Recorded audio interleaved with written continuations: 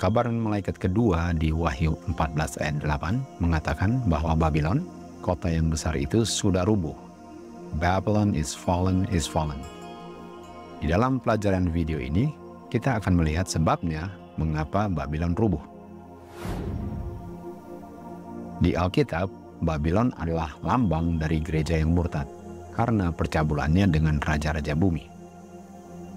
Babylon adalah ibu pelacur, yang mana anak-anaknya mengikuti contohnya dan berpegang erat kepada doktrin-doktrin dan tradisi-tradisi ibunya, yang mana kejatuhannya dikumandangkan di dalam pekabaran malaikat kedua.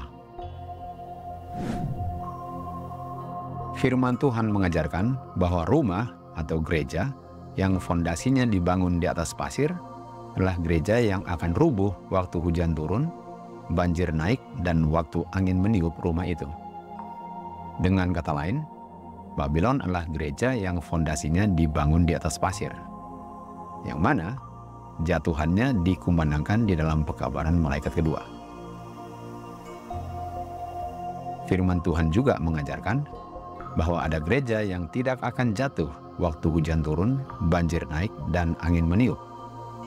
Dan gereja itu adalah gereja yang fondasinya dibangun di atas batu. Tentu saja gereja ini bukan Babylon, karena Babylon rubuh. Sementara gereja ini tetap berdiri dan tidak akan jatuh sebagaimana Babylon jatuh. Mari kita belajar apa batu itu, yang mana gereja yang fondasinya didirikan di atas batu itu tidak akan rubuh.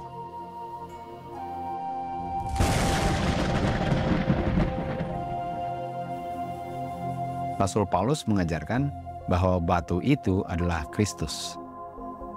Artinya gereja yang fondasinya diletakkan di atas Kristus adalah gereja yang tidak akan jatuh waktu badai menimpa. Sementara gereja yang tidak meletakkan fondasinya di atas Kristus adalah gereja yang pasti akan jatuh waktu krisis besar menimpa. Mari kita cari tahu apa artinya untuk meletakkan fondasi gereja di atas Kristus. Kristus mengatakan kepada murid-muridnya, "Menurut engkau, saya siapa?" Kristus ingin murid-muridnya mengungkapkan apa yang murid-muridnya ketahui mengenai identitasnya Kristus atau Kristus punya personality. Petrus menjawab, "Engkau adalah Kristus, anaknya God yang hidup." Petrus mengerti dan mengakui bahwa Kristus sesungguhnya adalah anaknya God, yaitu Bapa di surga. Petrus tidak mengatakan bahwa Kristus adalah God the Son yang hanya berperan sebagai anaknya God, sehingga kata anak tidak boleh diartikan secara natural atau literal. Petrus acknowledge bahwa Kristus adalah sesungguhnya the Son of the living God.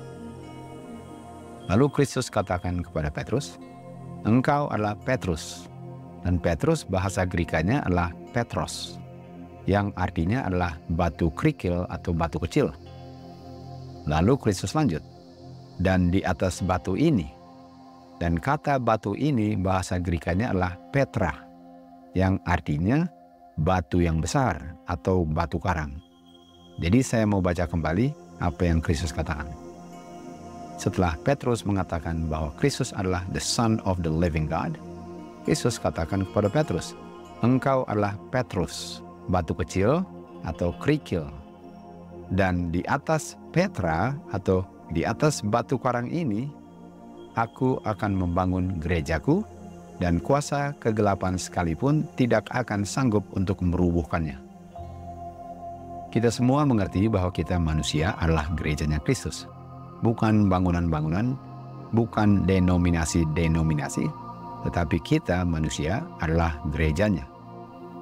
Petrus adalah the temple of the Lord atau gereja, sementara Kristus adalah kepalanya, yaitu batu karangnya. Gereja yang mana fondasinya didirikan di atas Kristus sebagai the Son of the living God adalah gereja yang tidak akan jatuh waktu ditiup angin badai.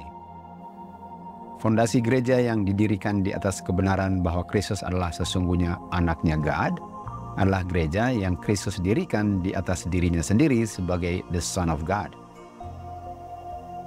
Sebagaimana setan gagal dalam penggodaan-penggodaannya untuk menjatuhkan Kristus, demikian juga setan pun akan gagal untuk menjatuhkan gerejanya yang meletakkan fondasinya di atas Kristus yang adalah batu karangnya. Jadi batu itu adalah Kristus, the Son of the Living God. Bukan Kristus yang adalah God the Son yang berperan sebagai anaknya God. Sekarang mari kita lihat fondasinya yang diletakkan di atas batu karang itu.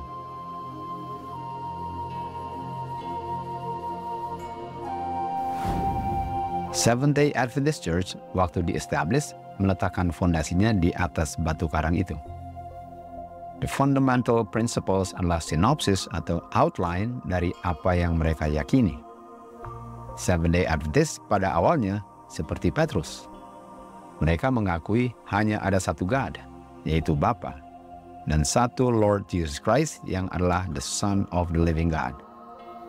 Seventh-day Adventist Church meletakkan fondasinya di atas batu karang itu. Namun sangat disayangkan bahwa fondasi yang diletakkan di atas batu akan disingkirkan dari batu dan digeser ke atas pasir. Dan hal ini sudah dinubuatkan oleh Sister White.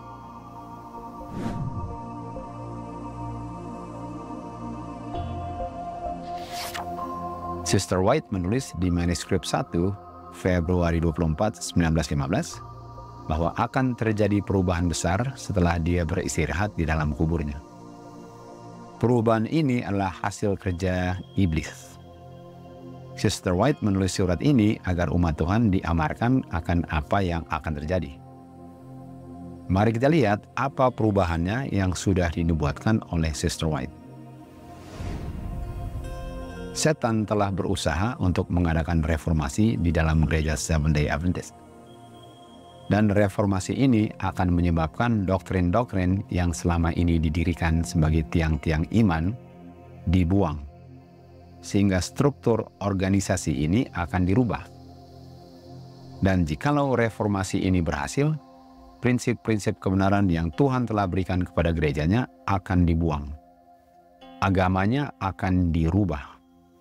Jangan lupa, Sister White menubuatkan bahwa akan terjadi perubahan dan agamanya akan dirubah. Fundamental principles yang menopang gerakan ini selama 50 tahun akan dinyatakan salah. Fundamental principles adalah fondasi yang diletakkan di atas batu. Sehingga kalau fondasinya dikatakan salah, maka pengertiannya mengenai God dan anaknya pun akan dirubah. Fundamental principles yang diletakkan di atas batu adalah pengertian bahwa ada satu God, yaitu Bapa, dan satu Lord Jesus Christ yang adalah the Son of the Living God. Organisasi baru akan dibentuk. Buku-buku yang menjelaskan pengertian baru mereka akan ditulis. Sistem filsafat manusia akan diajarkan dan diterapkan. Lalu Sister White katakan, tiang-tiang fondasi mereka akan didirikan di atas pasir. Dan angin badai akan merubuhkan struktur ini. Dengan kata lain, organisasi ini akan jatuh sebagaimana Babylon jatuh. Pertanyaannya, apakah hal ini sudah terjadi? Kita tidak perlu menebak-nebak jawabannya. Kita akan izinkan mereka sendiri yang menjawab pertanyaan itu. Seventh-day Adventist of the General Conference Corporate Church mengungkapkan fondasi mereka yang didirikan di atas pasir. Yang tadinya satu God, yaitu Bapa, dirubah menjadi satu God yang terdiri dari Bapa, Anak, dan Roh Kudus. Kesatuan dari tiga makhluk ilahi yang co-eternal. Artinya Jesus Christ bukan the Son of the Living God, tetapi adalah God the Son, sesuai dengan fundamental belief nomor 4. Mereka sekarang mengakui bahwa ada tiga makhluk ilahi di surga yang terdiri dari God the Father, God the Son, dan God the Spirit. Mereka menyangkal bahwa Jesus Christ adalah sesungguhnya the Son of the Living God, sesuai dengan yang diakui Petrus waktu Kristus tanyakan, "Siapa aku?" Jawaban Petrus adalah Kristus adalah batu karang itu. Sementara jawaban mereka sekarang, Kristus bukan the Son of the Living God. Mereka telah membangun gereja mereka, dan meletakkan tiang-tiang iman mereka di atas pasir, yang waktu ditiup angin badai pasti akan jatuh. Mari kita bandingkan fondasi yang didirikan di atas batu dengan yang didirikan di atas pasir.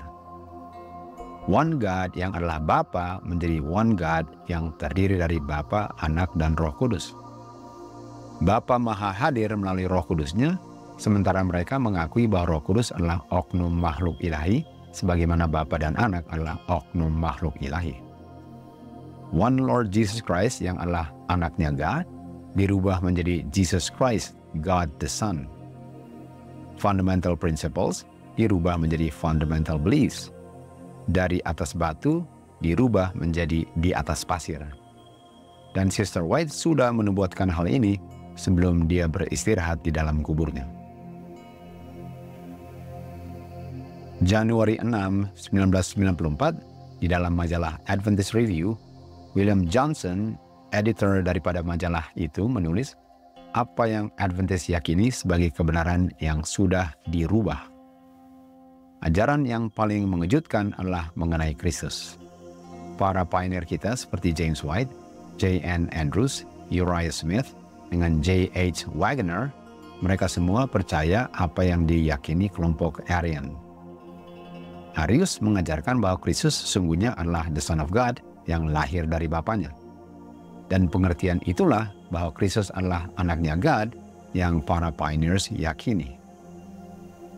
Dia lanjut, sekarang pengertian Trinitas sudah menjadi bagian dari fundamental beliefs kita, yang mana para pioneers kita dulu menolaknya.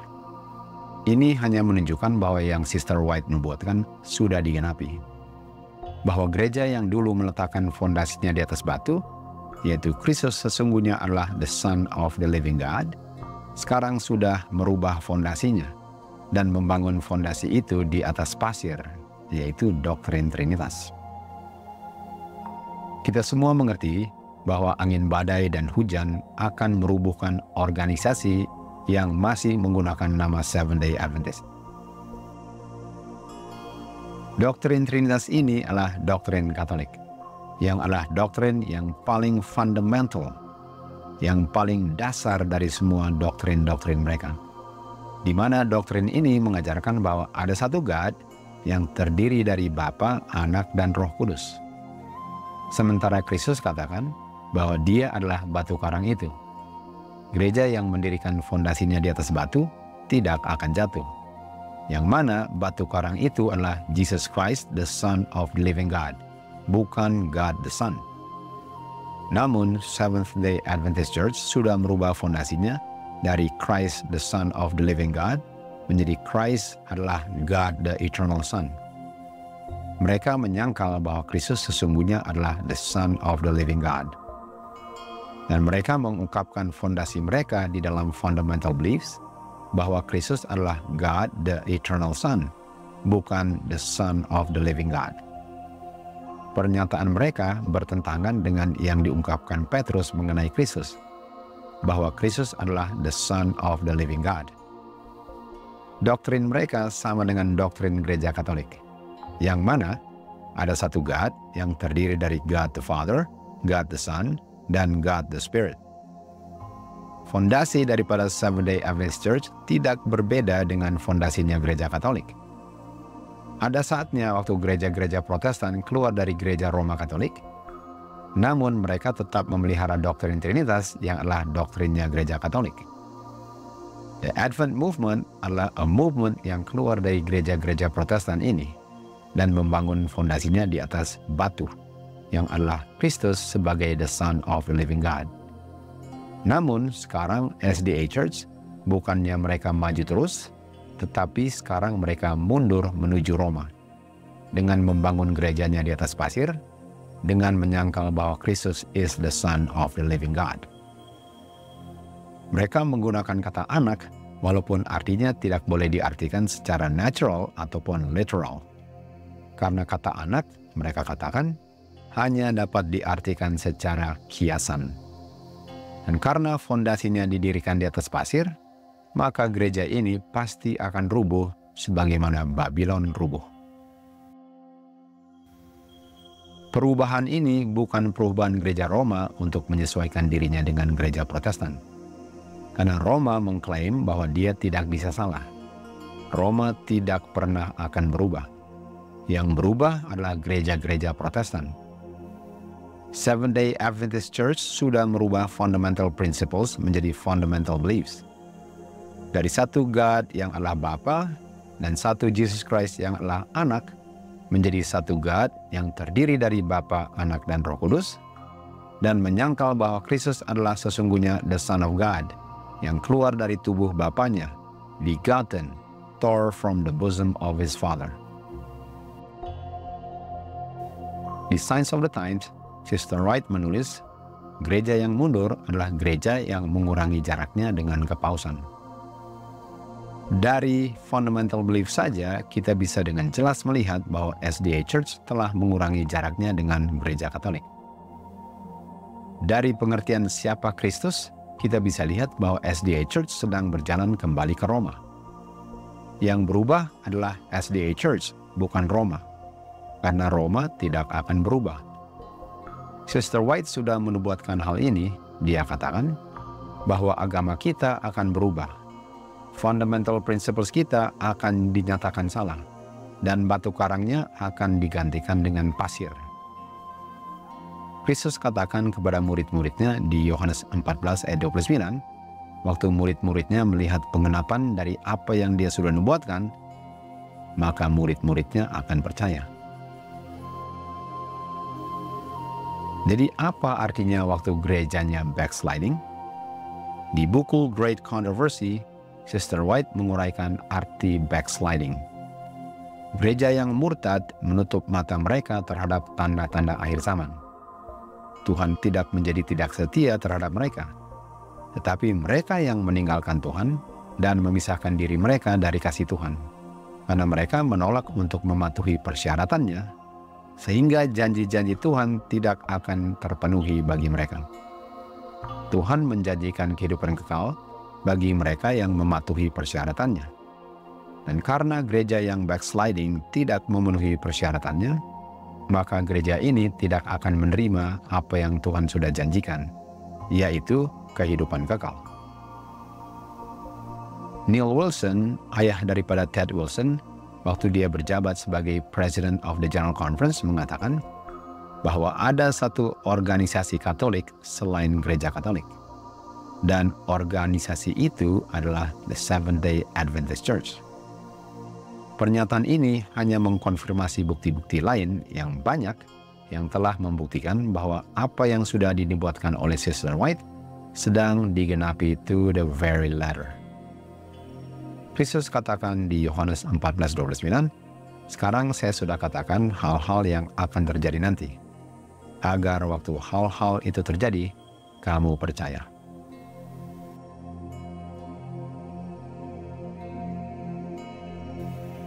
Kita sudah melihat bahwa rubuhnya Babylon disebabkan oleh fondasi yang didirikan di atas pasir.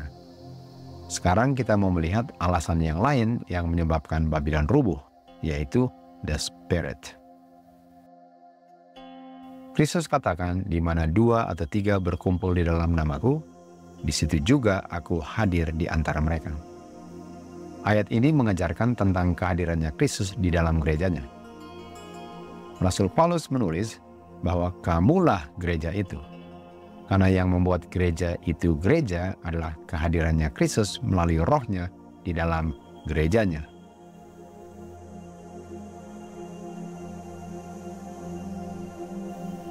Sister White menulis di 17 MR 81 paragraf 4 bahwa gereja itu bukan bangunannya, bukan yang ditetapkan oleh pemerintah, dan gereja itu bukan denominasi-denominasi. Gereja itu adalah orang-orang yang mengasihi Tuhan dan memelihara hukum-hukumnya. Lalu dia mengutip Matius 18 ayat 20. Di mana 2 atau 3 orang berkumpul, disitulah Kristus hadir. Walaupun hanya ada 2 atau 3 orang, tetapi itulah gerejanya Kristus. Karena yang membuat 2 atau 3 orang itu gerejanya Kristus adalah kehadirannya Kristus. Bukan bangunannya, bukan nama denominasinya, tetapi kehadirannya Kristus melalui rohnya yang kuduslah yang membuat 2 atau 3 orang itu gerejanya Kristus. Gerejanya Kristus adalah orang-orang yang mengasihi Tuhan dan memelihara perintah-perintahnya, karena Kristus berdiam di dalam hati mereka melalui rohnya. Kita akan melihat dari kitab suci bahwa rohnya Kristus bukan oknum makhluk ilahi ketika di surga. Kristus hadir melalui rohnya, sementara tubuh kemanusiaannya berada di surga bersama Bapanya. Di buku Mazmur dikatakan, kehadiranmu adalah roh kudusmu. Kristus hadir melalui rohnya yang kudus. Kehadirannya di dalam murid-muridnya lah yang membuat murid-muridnya gerejanya Kristus. Kristus katakan kepada murid-muridnya, Bapa akan memberikan penghibur yang lain, yang adalah roh kebenaran. Dan penghibur yang lain ini akan berdiam di dalam murid-muridnya. Pertanyaannya, siapa penghibur yang lain ini? Apakah oknum ilahi ketiga di surga? Kita tidak perlu menebak-nebak jawabannya, karena Kristus sendiri akan menjawabnya. Di ayat 18, Kristus katakan bahwa yang nanti akan datang adalah dirinya sendiri. Dia katakan, I will come to you. I adalah dirinya sendiri, tentu saja tanpa tubuh kemanusiaannya. Lalu di ayat 21, Kristus katakan, Aku akan mengungkapkan diriku sendiri kepada murid-muridnya. Penghibur yang lain, yang adalah Roh Kudus, adalah Kristus sendiri tanpa tubuh nature kemanusiaannya. Bukan makhluk ilahi ketiga di surga yang banyak mengerti sebagai Roh Kudus. Jadi waktu Kristus katakan di ayat 21 bahwa dia akan mengungkapkan dirinya sendiri sebagai penghibur yang lain itu, Judas, tetapi bukan Judas Iskariot, menanyakan pertanyaan ini. Bagaimana engkau akan mengungkapkan dirimu kepada kami, namun tidak kepada dunia? Judas tidak menanyakan siapa yang nanti akan mengungkapkan dirinya. Yang dia tanyakan ialah bagaimana, karena Judas mengerti bahwa penghibur yang lain itu adalah Kristus, bukan oknum ilahi yang lain yang namanya Roh Kudus. Sister White mengomentari ayat ini. Dia menulis, bagi murid-murid, pernyataan Kristus adalah suatu misteri, bahwa dia akan mengungkapkan dirinya kepada mereka, namun tidak dapat dilihat oleh dunia. Murid-murid tidak bisa mengerti perkataan Kristus dalam arti spiritualnya, karena yang mereka bayangkan dalam pikiran mereka adalah pengungkapan literal atau jasmani, di mana Kristus dapat dilihat oleh mereka. Mereka tidak dapat mengerti kenyataannya, bahwa mereka masih bisa benefit daripada kehadirannya Kristus bersama-sama dengan mereka, walaupun kehadirannya tidak dapat dilihat oleh mata mereka. Mereka tidak mengerti arti dari pengungkapan spiritual yang kita baca tadi di buku Mazmur, sebagai kehadirannya Kristus melalui rohnya yang tidak kelihatan. Kehadirannya Kristus adalah rohnya. Setiap kali di Alkitab dikatakan the Spirit of Christ, firman Tuhan tidak maksudkan bahwa itu adalah oknum ilahi ketiga di surga. Karena yang dimaksudkan adalah Kristus sendiri tanpa tubuh kemanusiaannya. Kristus secara person berada di surga bersama person Bapanya. Sementara rohnya mereka berada di bumi bersama murid-muridnya. Gereja Kristus di bumi adalah di mana saja rohnya hadir di antara siapa saja yang mengasihi Tuhan dan memelihara hukum-hukumnya. Kehadirannya Kristus adalah rohnya, yaitu dirinya sendiri tanpa tubuh person kemanusiaannya. Doktrin Trinitas mengajarkan bahwa Roh Kudus bukan Bapa dan anaknya tanpa tubuh personnya. Yang diajarkan adalah sebagai oknum makhluk ketiga selain Bapa dan Anak. Di 14 Manuscript Releases, Sister White menulis, karena Kristus dibatasi oleh kemanusiaannya, dia tidak bisa hadir di segala tempat secara person tubuhnya. Oleh sebab itu, waktu Kristus kembali ke Bapanya, Roh Kudus dikirim sebagai penerusnya di bumi. Lalu Sister White menulis, Roh Kudus adalah dirinya sendiri, terpisah dan tidak terikat dari tubuh person kemanusiaannya.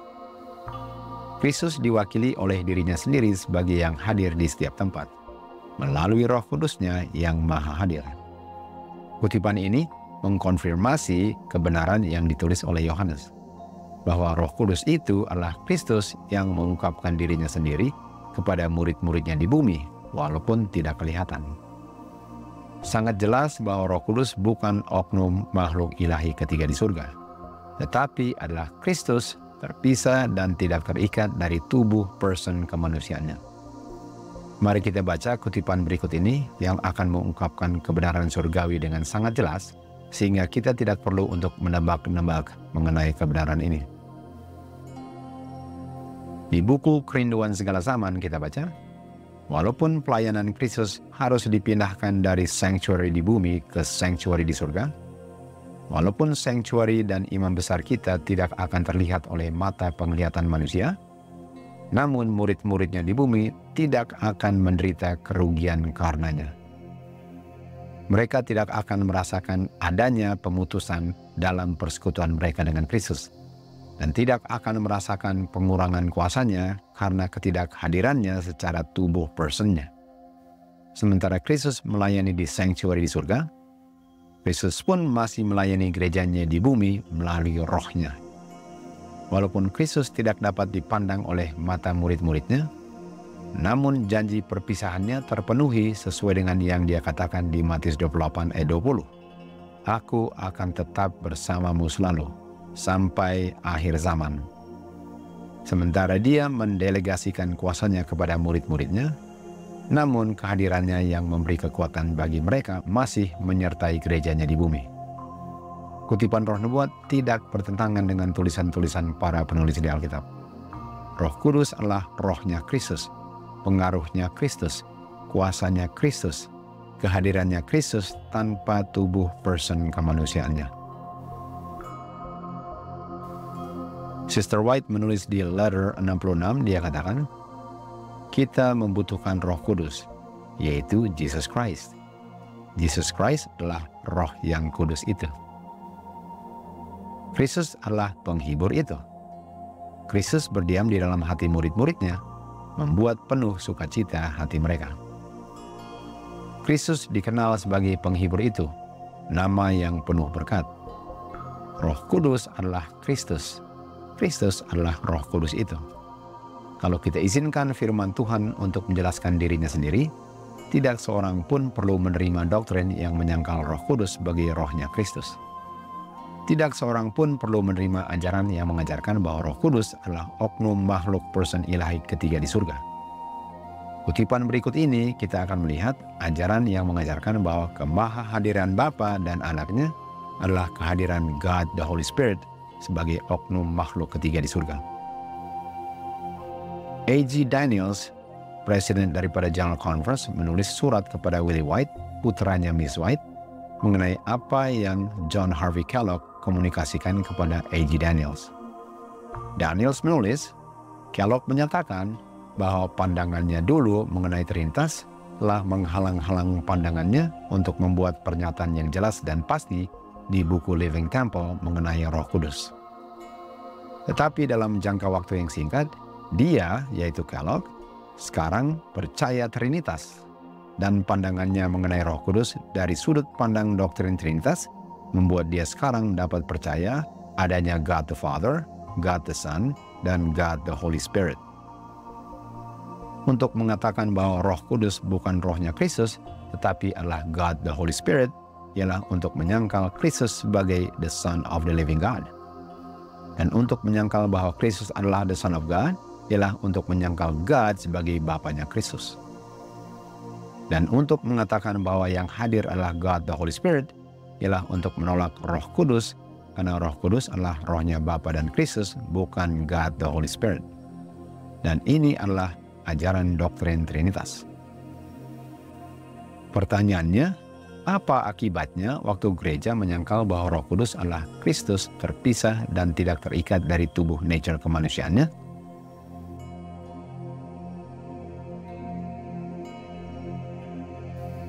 Di Review and Herald, Sister White menulis alasannya. Mengapa gereja-gereja lemah, sakit-sakitan, dan siap untuk mati kerohaniannya? Alasannya ialah karena musuh, yaitu setan, dia telah berhasil untuk menutupi kebenaran firman Tuhan dari pandangan gereja-gereja ini. Dan kebenaran yang setan berhasil untuk tutup ialah bahwa penghibur itu adalah Jesus Christ, bukan oknum ilahi Roh Kudus. Mengapa SDA Organization akan rubuh waktu ditiup angin badai? Karena mereka telah memindahkan tiang-tiang dari batu pasir dan menggantikan Kristus dengan oknum ilahi ketiga sebagai Roh Kudus. Gereja yang mendirikan tiang-tiang fondasinya di atas batu tidak akan jatuh. Mari kita lihat kutipan berikut ini. Sister White menulis, walaupun gerejanya kelihatannya sudah mau jatuh, namun gereja itu tidak akan jatuh. Kita tahu bahwa gereja yang tiang-tiang fondasinya didirikan di atas batu tidak akan jatuh. Kutipan ini tidak mengatakan bahwa gereja SDA yang sudah menggeser tiang-tiang fondasinya dari batu ke pasir tidak akan jatuh. Gereja yang tidak akan jatuh adalah gereja yang percaya bahwa Kristus is the Son of the living God. Dan Roh Kudus adalah rohnya Kristus terpisah dan tidak terikat dari tubuh nature kemanusiaannya. Gereja itu akan tetap berdiri. Sementara orang-orang yang tetap berdosalah, yaitu sekam-sekam, yang akan tersingkir dari gandum. Di dalam gereja Kristus ada sekam dan gandum. Dan sekam-sekam ini akan terpisah dari gandum-gandum di masa krisis nanti. Sementara gereja yang fondasinya didirikan di atas pasir akan rubuh, and great is the fall. Kita akan bandingkan gereja yang tidak akan jatuh dengan gereja yang akan jatuh. Gereja yang tidak akan jatuh fondasinya didirikan di atas batu, yaitu Kristus sesungguhnya adalah the Son of the living God. Sementara gereja yang akan jatuh fondasinya didirikan di atas pasir, karena mereka mengajarkan bahwa Kristus adalah God the Son. Gereja yang tidak akan jatuh, fundamental principles-nya adalah satu God, yaitu Bapa, dan satu Jesus Christ, yaitu anak Bapa. Sementara gereja yang akan jatuh, fundamental beliefs-nya adalah satu God yang terdiri dari Bapa, Anak, dan Roh Kudus. Gereja yang tidak akan jatuh percaya bahwa kemahahadiran Bapa dan Anak adalah melalui rohnya mereka. Sementara gereja yang akan jatuh mengajarkan bahwa yang maha hadir adalah God the Spirit. Nama kota gereja yang akan jatuh adalah Babylon. Sementara nama kota gereja yang mustahil untuk jatuh adalah Zion atau Jerusalem.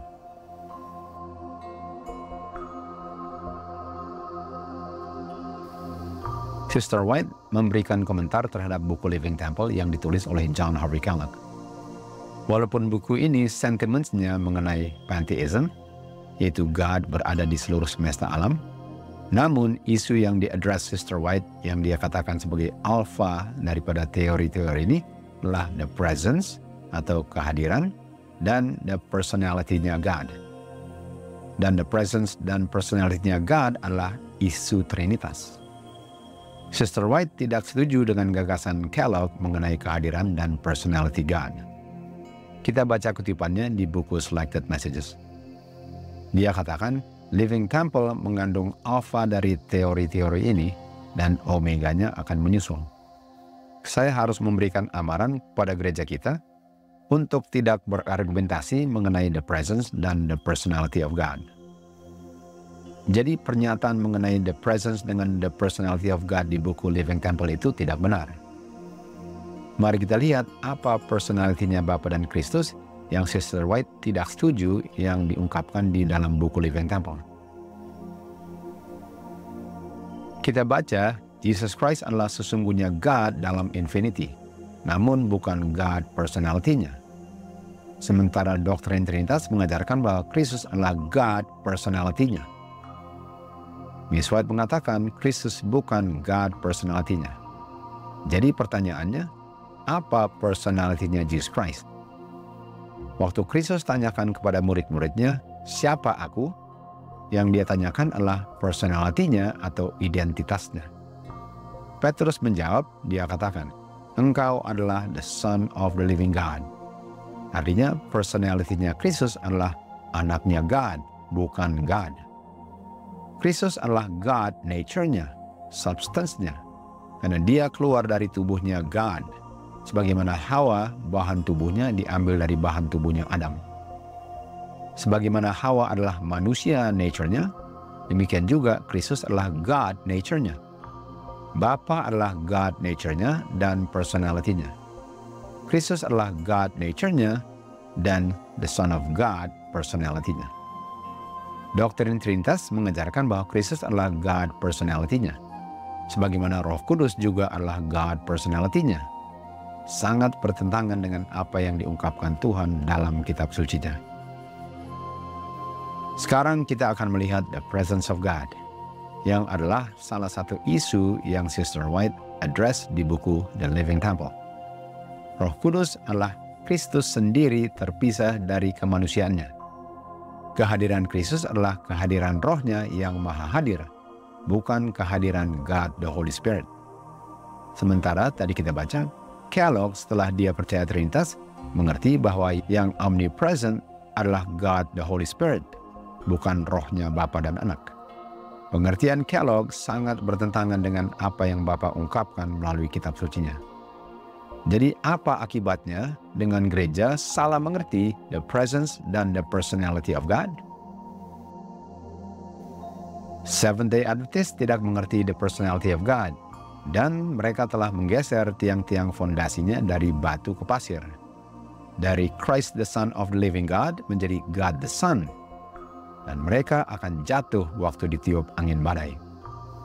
Dan Seventh-day Adventist yang menyangkal the presence of God telah menggantikan the Spirit of Christ menjadi God the Spirit sebagai oknum makhluk ilahi ketiga di surga. Dan inilah yang menyebabkan kenapa gereja-gereja ini menjadi lemah, sakit-sakitan, dan siap untuk dimuntahkan. Mereka tidak bisa melihat bahwa penghibur itu, yaitu Roh Kudus, adalah Jesus Christ.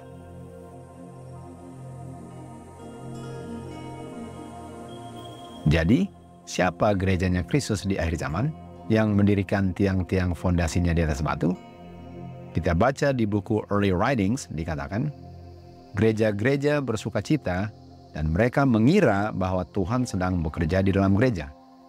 Sementara yang sedang bekerja adalah roh yang lain, yang bukan rohnya Tuhan. Sukacita mereka berakhir, dan gereja-gereja ini sekarang berada dalam kondisi yang lebih parah dari kondisi semulanya.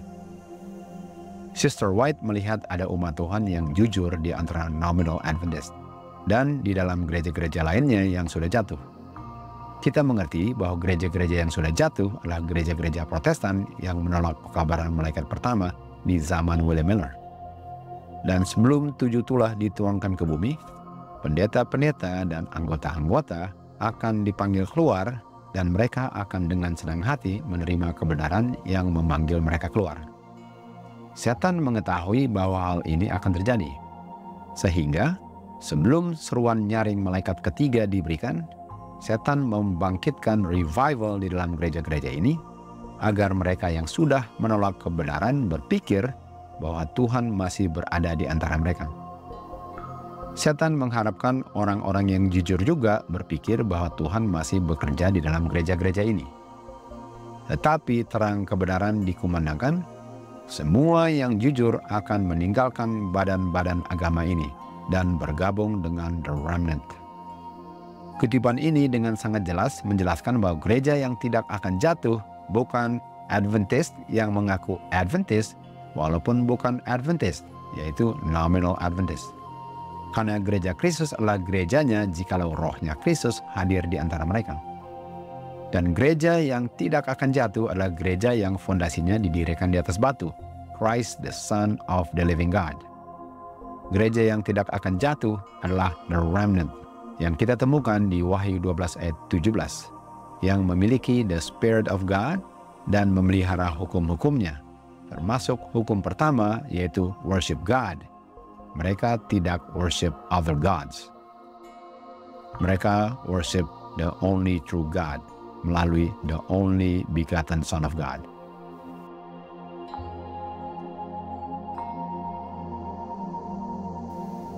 Jadi pertanyaannya, siapa yang akan memperoleh kehidupan kekal? Kristus katakan waktu dia berdoa kepada Bapanya di surga, inilah kehidupan kekal. Dan kehidupan kekal adalah jikalau gerejanya mengenal Engkau, yaitu satu-satunya God in personality, dan mengenal satu-satu anaknya yang Bapa begotten, yaitu Jesus Christ yang Bapa kirim ke dunia ini. Kata the artinya you, engkau, dan artinya bukan engkau yang terdiri dari 3 persons, tapi engkau yang adalah satu person itu, yaitu Bapa. Doktrin Trinitas mengajarkan bahwa satu God itu terdiri dari 3 distinct persons. Sementara Kristus ajarkan bahwa satu God itu adalah Bapanya, satu person, the only true God. May the truth set you free. To God be the glory.